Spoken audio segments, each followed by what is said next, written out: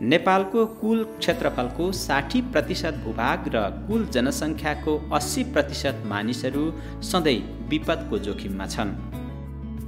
प्राकृतिक तथा गैर प्राकृतिक विपदबाट ठूलो परिमाणमा हुने भौतिक संरचना तथा मानवीय क्षति नेपालको नियमित नियति जस्तै बनेको छ।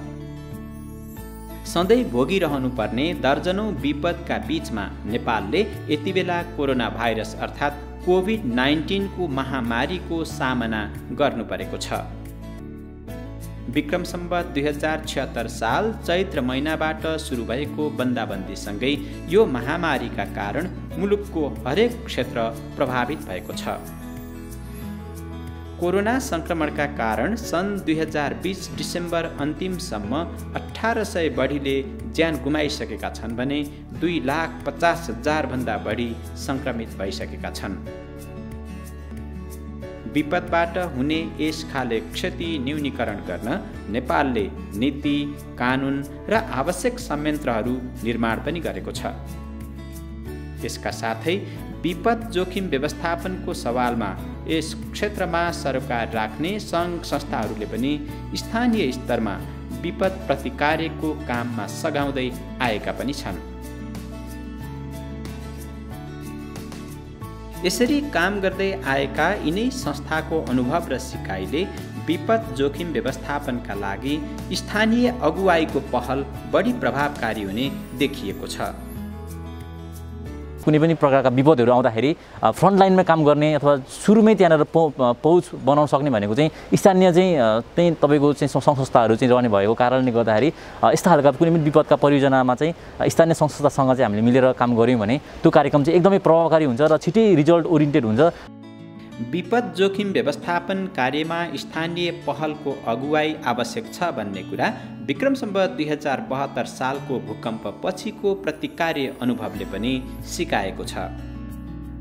तर यो अभियान प्रभावकारी ढङ्गले अघि बढ्न सकेको थिएन।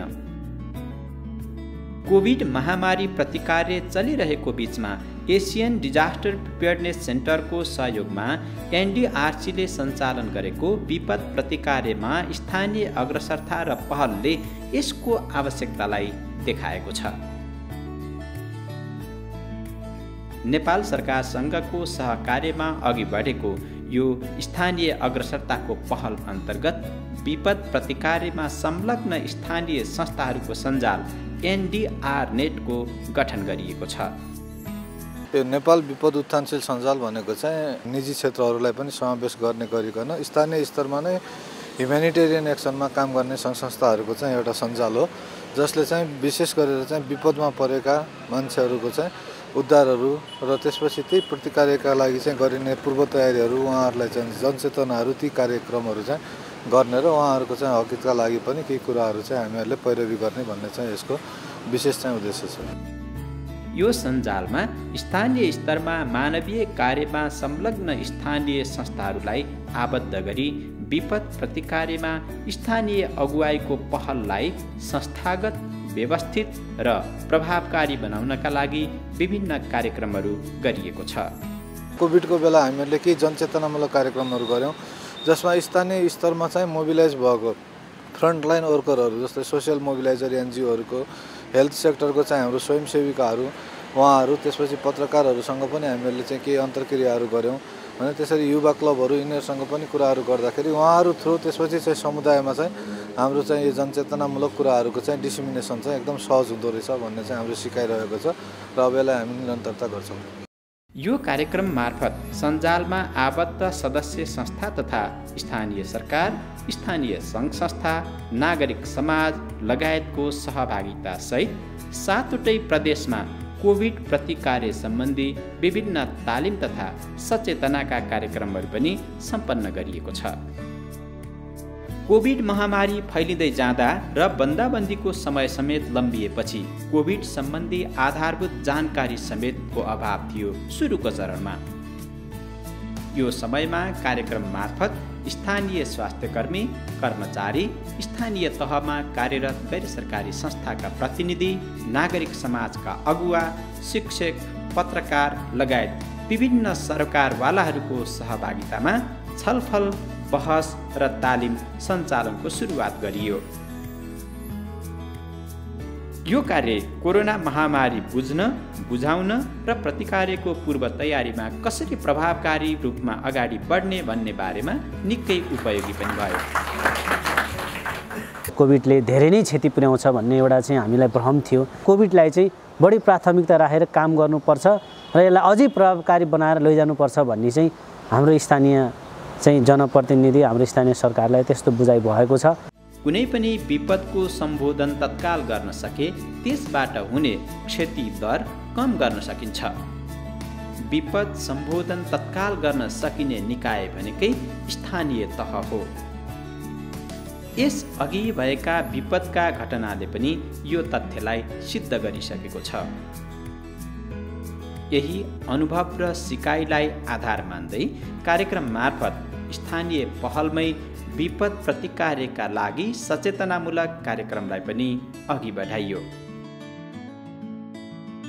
यस अन्तर्गत सर्वसाधारणले बुझ्ने गरी कोरोना सम्बन्धी आधारभूत जानकारीमूलक पोस्टर, पम्पलेट, पुस्तिका तयार गरी उनीहरूको पहुँचमा पुर्याउने काम गरियो। यस किसिमको कार्यले आम नागरिक समक्ष कोरोना महामारीबाट सुरक्षित रहन अपनाउनुपर्ने सावधानी, पालना गर्नुपर्ने नियम र व्यवहार परिवर्तन सम्बन्धी प्रभावकारी सूचना प्रवाह गर्न सहयोग गर्यो।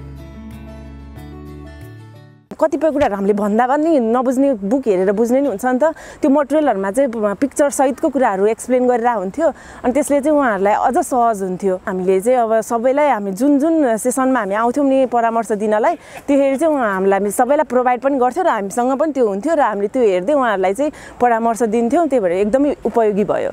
विपदको प्रतिकारका लागि स्थानीय सरकारवालाहरूसँगको संयुक्त पहल नै बढी प्रभावकारी हुन्छ भन्ने तथ्यलाई मध्यनजर गर्दै सरकारवाला पक्षलाई एकै थलोमा जोड्दै सिकाइ आदान प्रदान गर्ने पहल स्वरूप रेडियो, टेलिभिजन लगायतका आम सञ्चार माध्यमलाई परिचालन गरियो।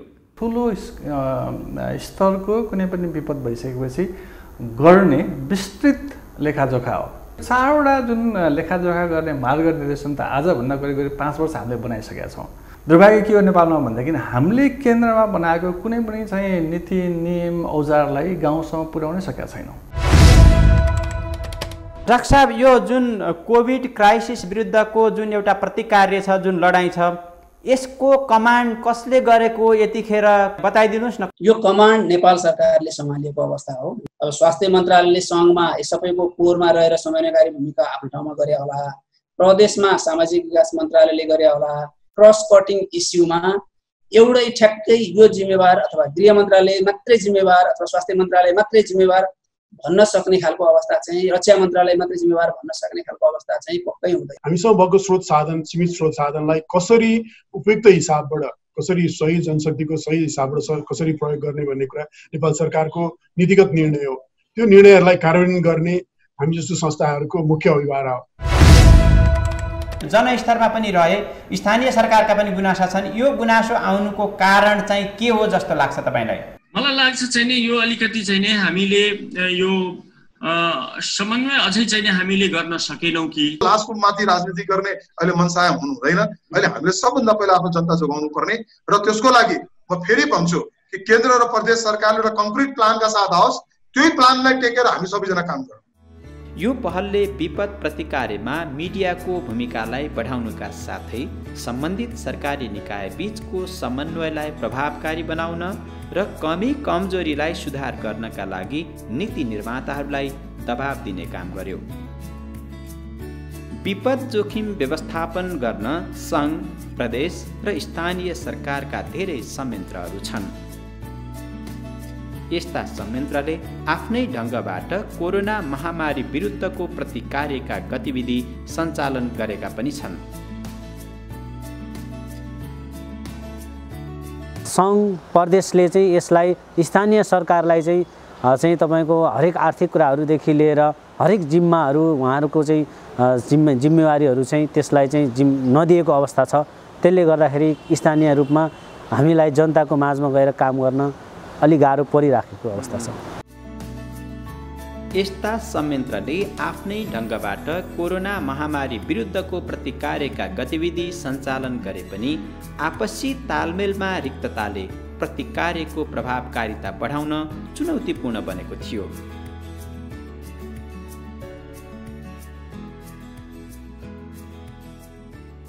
यी संयन्त्रबीच विपदको लेखाजोखामा भएको कमी कमजोरी, समन्वयको अभाव, सूचना प्रवाहको न्यून प्रभावकारिताका कारण प्रतिकार्यको प्रभावकारिता पनि कमजोर नै थियो।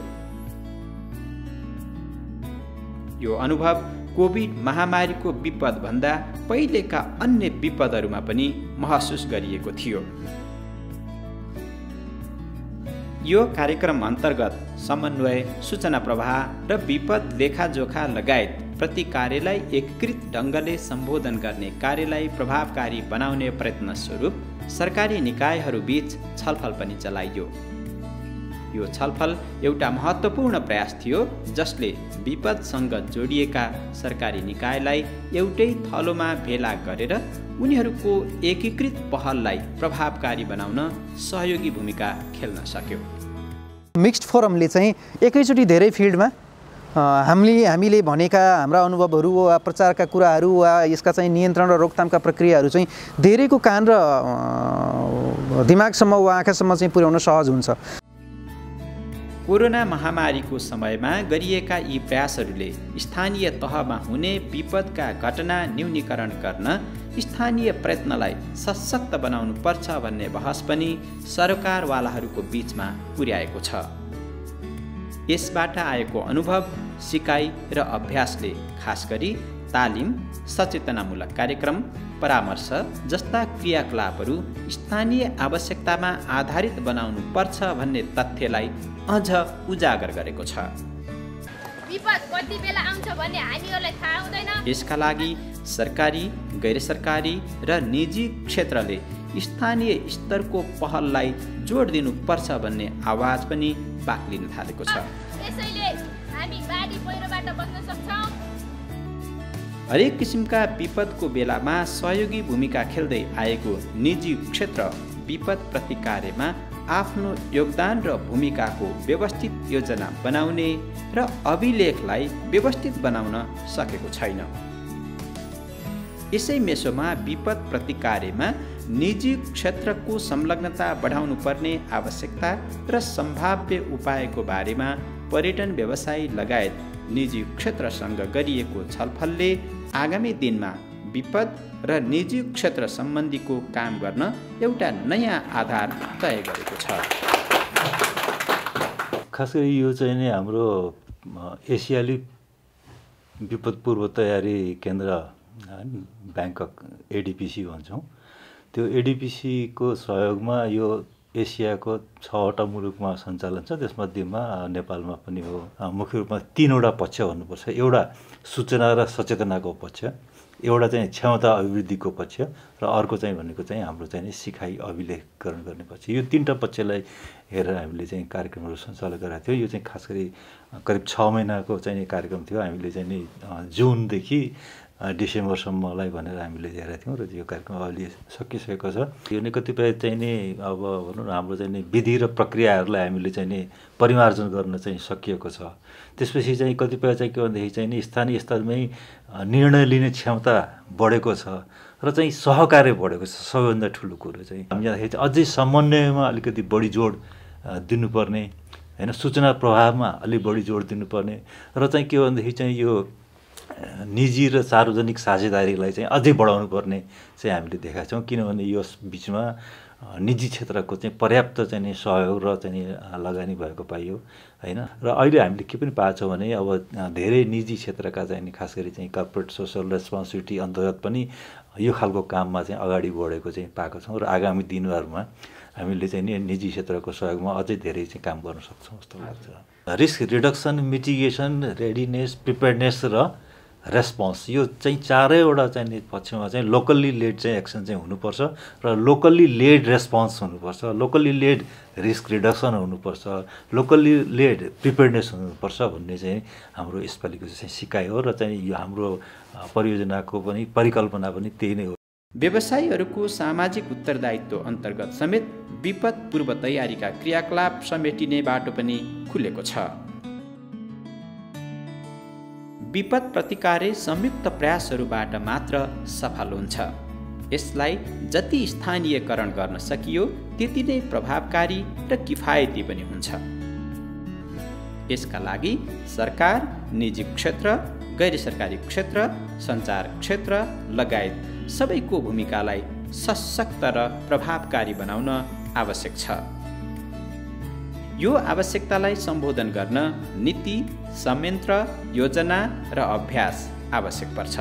अबका दिनमा विपद प्रतिकार्यमा स्थानीय अगुवाईको पहलमा आधारित अभ्यासबाट प्राप्त भएका अनुभव, सिकाइ र उपलब्धिलाई प्रदेश र सङ्घ जस्ता माथिल्लो तहसम्म लैजाने गरी काम गर्नुपर्ने आवश्यकता सबै क्षेत्रबाट महसुस गरिएको छ। विपद प्रतिकार्यको अबको प्रयास स्थानीय अगुवाईको पहल र अग्रसरतामुखी बनाउन सके विपद प्रतिकार्यमा कायम रहेका रिक्ततालाई सुधार गर्दै प्रतिकार्यको प्रभावकारिता अझ बढाउन सकिनेछ, जुन सबैले महसुस गरेको आवश्यकता पनि हो।